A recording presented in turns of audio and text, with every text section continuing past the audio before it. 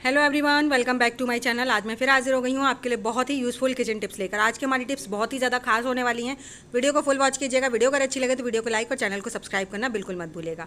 साथ ही साथ अपने फैमिली फ्रेंड्स में भी ज़रूर से शेयर कीजिएगा। तो चलिए बिना देरी करते हुए पहली टिप शुरू कर लेते हैं। मेरी पहली टिप है इस तरह के जो ग्रीन मैट्स होते हैं ना, उनको लेकर। आपने देखा होगा जब भी ये हम नए लेकर आते हैं या फिर कुछ दिन बाद इनमें से ना साइडों में से इनकी घास निकलने लगती है और इस तरह के धागे बहुत ज़्यादा निकलने लगते हैं। इस तरह से धीरे धीरे करके हमारी सारी जो है मैट है वो ख़राब होने लगती है।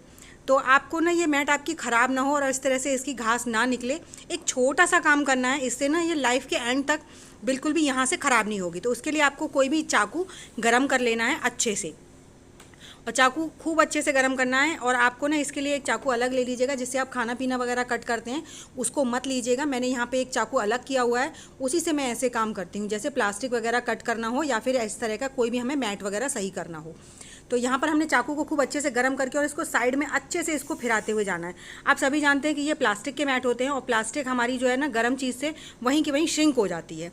तो जब ये इस तरह से श्रिंक हो जाएगी ना, तो हमें ये पूरी दोनों साइड से, तीनों साइड से, जहाँ से भी आपको लग रहा है कि ये मतलब इस तरह से घास निकल रही है, तो आपको पूरे में अच्छे से गर्म चाकू करके बार बार और फिरा देना है। चाकू ठंडा हो जाए तो उसे दोबारा गर्म कर लीजिए। मेरा ठंडा हो गया तो मैं दोबारा गर्म किया है और पूरे मैट पे हमें इसी तरीके से इस चाकू को बार बार रब करते हुए बिल्कुल आप देखेंगे वहीं की वहीं इसकी जो घास है ना वो श्रिंक होती जा रही है।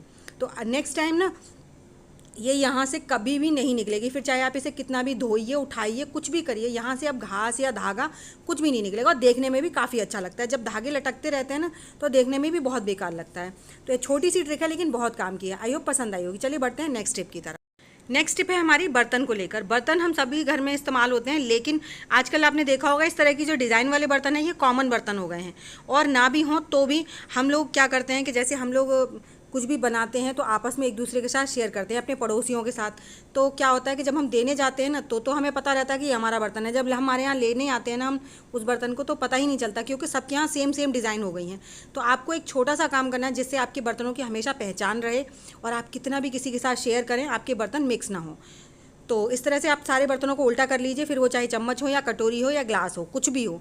क्योंकि जब हमारे बर्तन एक दूसरे के साथ मिक्स हो जाते हैं ना तो वो हमारा सेट खराब हो जाता है और दूसरे का भी सेट खराब हो जाता है। ऐसा कुछ ना हो और हम शेयरिंग भी कर सकें, तो उसके साथ साथ हमें छोटी सी एक ट्रिक कर लेनी चाहिए। हमें कोई भी नेल पेंट ले लेना चाहिए और नेल पेंट लेकर आप अपने ना उल्टी साइड बर्तनों में निशान लगा दीजिए। अब निशान लगाने का मतलब ये है कि हम जो नेल पेंट से निशान लगा रहे हैं, हो सकता है हमारे पड़ोसी ने भी लगा लिया हो, फिर भी हमारे साथ दिक्कत। तो आपको क्या करना है, दूसरी ट्रिक, कि आपके फैमिली मेम्बर्स का या तो जो मेन हेड है उसका नाम का पहला लेटर लिख दीजिए, या फिर आपके घर में जो बच्चा है उसके नाम का पहला लेटर लिख दीजिए। तो इससे क्या होगा कि आपके बर्तन मिक्स नहीं होंगे, क्योंकि नेल पेंट तो हम लगा रहे हैं तो हो सकता है अगले वाला भी लगा रहा हो, फिर भी कोई दिक्कत मतलब पहचान नहीं रहेगी। और रेड कलर वैसे भी कॉमन होता है। तो आप ना अपने घर के फैमिली मेम्बर्स का फर्स्ट लेटर का नाम लिख दीजिए। तो उससे क्या होगा, आपके बर्तनों पे निशान लगा रहेगा। और क्योंकि हर बर्तन पे हम लोगों के नाम नहीं लिखा रहता है, और जब नाम नहीं लिखा रहता है तो पहचानना भी मुश्किल हो जाता है। तो ये छोटा सा काम है लेकिन इससे आपको हमेशा काम आने वाली है। तो आई होप आपको ट्रिक पसंद आई होगी। चलिए बढ़ते हैं नेक्स्ट टिप की तरफ।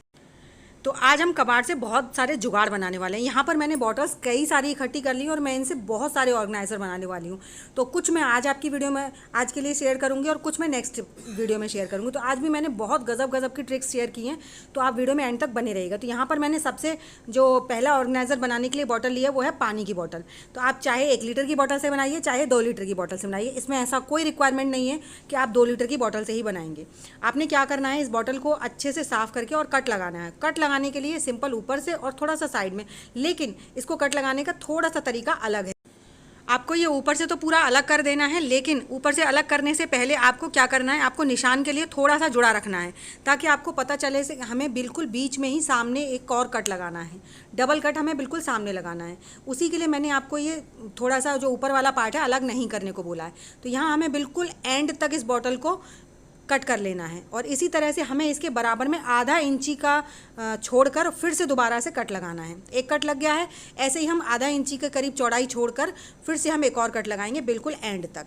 कुछ इस तरह से हमें एक पूरी इस तरह से स्ट्रिप जैसी काट काट लेनी है और इस स्ट्रिप को हम बिल्कुल कैंची से अलग कर देंगे और ऊपर वाला जो पार्ट है उसे भी अलग कर लेंगे। तो पहले इसमें जो पानी है ना हल्का सा, उसे भी पोंछ लेते हैं ताकि ये हमारी देखने में भी अच्छी लगे और जब हम इसका यूज़ करें तो ये हमेशा इसी तरीके से साफ़ सुथरी बनी रहे। तो हमने इसका ऊपर का और नीचे का पार्ट कट कर लिया। उसके बाद आप इसमें अपने कप्स वगैरह बहुत आसानी से रख सकते हैं। अगर आपके घर में कांच की बाउल्स हैं तो आप उन्हें भी रख सकते हैं और इस तरह से आप इन्हें चाहे काउंटर टॉप पे रखिए, चाहे अपनी अलमीरा में रखिए, तो ये जगह भी बहुत कम लेंगे। जैसे हम लोगों के घर में किचन में वॉर्डरोब लगी रहती हैं और किसी किसी के एकदम सिंपल होती हैं, तो उसमें आप इस तरह से रखेंगे ना तो एक बड़ी वाली बॉटल में 5-6 कप आ जाते हैं और छोटी वाली में 4 कप आ जाते हैं बहुत आसानी से। फिर आप इसे मूव कीजिए, कुछ भी कीजिए, ये बिल्कुल ना तो गिरते हैं और जब भी आपको निकालना हो बहुत ईजिली आप इन्हें निकाल सकते हैं और देखने में भी काफ़ी अच्छे लगते हैं। जब भी आपको काउंटर वगैरह की सफाई करनी है तो आप ईजिली बस एक बार खिसकाएंगे, सारे कप हट जाएंगे। अगर आप वैसे ही उसे स्लिप पे लगाते हैं ना तो आपको एक एक करके कप हटाना पड़ता है, जिससे आपका टाइम भी वेस्ट होता है। कई बार तो इग्नोर भी कर देते हैं आप और सफाई भी नहीं करते हैं। तो चलिए इसी के साथ बढ़ते हैं नेक्स्ट टिप की तरफ। नेक्स्ट टिप है मेरी छोटी बॉटल को लेकर, जो बिल्कुल इत्तू वाली आती है ना, 10-20 रुपए वाली, 15 वाली, वो वाली बॉटल है। यहाँ पर मैंने ली है माज़ा की बॉटल। आप इसके लिए कोई भी बॉटल ले सकते हैं, लेकिन छोटी वाली बॉटल लेनी है आपको। तो यहाँ पर हम छोटी वाली बॉटल का ऊपर वाला पार्ट बिल्कुल अलग कर देंगे, बिल्कुल आपको अलग कर देना है इसका पार्ट। और जो नीचे वाला पार्ट है ना, उसमें हमें करीबन 1-1, 2-2 इंची के पूरी बॉटल में कट्स लगा लेने हैं, आधा इंची दूर छोड़कर। आधा इंची का मतलब हमें गैप रखना है और पूरी बॉटल में कट लगा देने हैं। इस तरह से देख सकते हैं आप, पूरी हमने बॉटल काट लिया। अब ये ऊपर वाला जो पार्ट है इसे हम रख देंगे साइड में उठा के, इसका हमें कोई काम नहीं है। जो बॉटम पार्ट है उसमें हम होल कर लेंगे, बिल्कुल बीच में भी करना है और आपको 4-5-6 जितने होल करने हैं उतने कर लीजिए। होल करना बहुत ज़्यादा ज़रूरी है, तभी ये हम जो ऑर्गेनाइज़र बना रहे हैं वो काम करेगा। तो देखिए हमने इसके बॉटम में अच्छी तरीके से होल कर लिए हैं। अब इसके बाद क्या करना है आपको, जो हमने बॉटल का ऊपर वाला पार्ट कट किया था ना पहले, उसका हमें इसमें यूज़ करना है। छोटा वाला पार्ट नहीं चलेगा।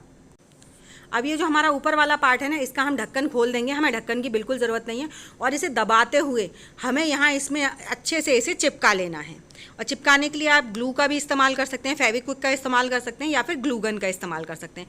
तो मैंने यहाँ पर ग्लू गन का इस्तेमाल किया है। तो हमें क्या करना है, इसके अंदर की साइड खूब अच्छे से आपको ग्लू गन से ग्लू लगा देना है। ग्लू लगाने के बाद आप इसे जब ऊपर से रखेंगे ना, जो हमारी बड़ी वाली बॉटल का पार्ट है उसे अच्छे से दबाते हुए रखिएगा। अगर आपने लूज़ रखा ना तो भी ये देखने में बिल्कुल अच्छा नहीं लगेगा और अच्छे से वर्क भी नहीं करेगा। तो फिर हमारा बनाने का कोई मतलब ही नहीं है। तो देखिए हमने इसको अच्छे से दबाते हुए, जिससे कि हमने जो ये स्ट्रिप काटनी है नीचे वाले उसमें, ये पूरी तरह से फैल जाएं। इस तरह से ये देखने में भी अच्छा लगेगा और काफ़ी मजबूत भी बनेगा। तो देखिए इस तरह से हमने इसे ग्लू गन की मदद से अच्छे से चिपका लिया है और जहाँ कहीं थोड़ी बहुत कोई स्ट्रिप रह गई है तो उसमें भी हम दोबारा से अच्छे से ग्लू लगाकर चिपका देंगे। इसे थोड़ी देर के लिए होल्ड करिए, ताकि ये थोड़ा सा ग्लू ठंडा होने में टाइम लेता है ना, इसीलिए थोड़ा सा टाइम लगता है इसको चिपकने में। और अब ये हमारा छोटा मोटा सा ऑर्गेनाइज़र बनकर हो गया है तैयार। अब इस ऑर्गेनाइज़र का हम क्या और कहाँ पर कैसे इस्तेमाल करेंगे, चलिए उसके लिए वीडियो में एंड तक बने रहिएगा। तो हमने वॉश बेसिन पे देखिए अपन साबुन रखते हैं इस तरीके से, तो हमारे साबुन ना बिल्कुल गल जाते हैं। और आप अगर इसमें रखेंगे ना तो आपका साबुन बिल्कुल भी गलेगा नहीं और आपको लेने में और देखने में दोनों में ही अच्छा लगेगा। तो देखिए मैंने यहाँ पर अच्छे से साबुन से हाथ धोए, उसके बाद साबुन उसी में रख दिया। तो जितना भी पानी रहता है ना इसमें, वो सारा पानी जो है वो नीचे निकल जाएगा, क्योंकि हमने बॉटल की कैप हटा दी थी। अगर हम बॉटल की कैप लगाना चाहें अगर आप, तो फिर उसमें बॉटल की कैप में आपको होल करने पड़ेंगे। तो लेकिन अगर बॉटल में कैप ना लगाएं तो ज़्यादा बेस्ट है। अब इसका सारा एक्स्ट्रा पानी नीचे चला जाएगा, नीचे से फिर जो हमने होल्स किए हैं उसके साथ हमारा पूरा पानी नीचे चला जाएगा जो वॉश बेसिन है। तो इस तरह से हमारा साबुन बिल्कुल भी नहीं गलेगा। आई होप आपको मेरी सभी ट्रिक्स पसंद आई होंगी। ट्रिक्स अगर पसंद आई हो तो प्लीज़ लाइक शेयर सब्सक्राइब ज़रूर कीजिएगा। तो चलिए ऐसी अमेजिंग टिप्स और ट्रिक्स के साथ मैं मिलूंगी आपको अपनी नेक्स्ट वीडियो में। तब तक के लिए बाय बाय।